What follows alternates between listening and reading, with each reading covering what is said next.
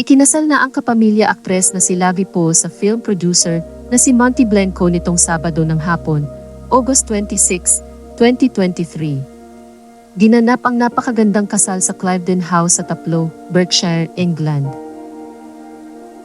Sa maikling videong ibinahagi ni Timyap, makikita ang paglalakad ni Lavi Po papunta sa kanyang mapapangasawa na makikita namang emosyonal habang papalapit sa kanya ang bride.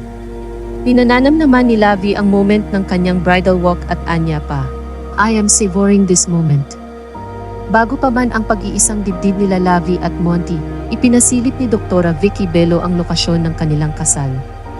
Kabilang sina Vicky at asawa niyang si Hayden Ko sa mga naimbitahang panauhin. Ibinahagi rin niya ang kwarto ng bride. Naglakad-lakad rin si Doktora Vicky sa isang garden na puno ng napakagandang pink na mga bulaklak. Nagpaabot naman ng pagbati ang ilan sa mga malalapit na kaibigan ni Lovie at mga kasamahan nito sa showbiz industry. Saad ng ilan sa mga nagkomento, "I'm so happy for you anak," and in tearing up. "Congratulations anak and Monty. See you in LA, love you." #Lovie goes full Monty. Uhu! Congratulations sa inyo at Lovie po. God bless you both always.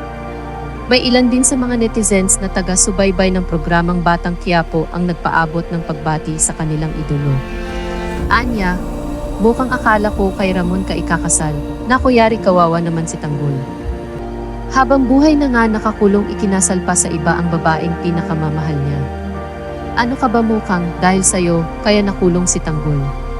Tapos si Ramon tinulungan ka para maoperahan tatay mo tapos bandang huli sa iba ka pala ikakasal. Kawawa naman yung mag-ama pinaasa mo lang. Hahaha char lang Lavi po. Congrats and best wishes sa inyo ng husband mo. Taliwas naman sa naunang naiulat na mawawala na ang karakter ng aktres sa programa dahil sa pagpapakasal nito. Babalik raw si Lavi bilang mukhang sa nasabing kapamilya teleserye sa susunod na buwan matapos na maire ng lahat na naibang kunyang tape episodes. Inaasahang babalik din si Mama Janet, ang karakter ni Janice Jurado. Bayabiyahe rin sina Coco Martin at Lavi patungong Milan, Italy para sa Asap Natin To sa Setyembre para sa kanilang guesting. Matatandaan na nakiusap sa kanyang Facebook post si Janice Jurado na huwag idamay sa pambabash si Lavi sa biglaang pagkawala ng kanyang karakter sa programa.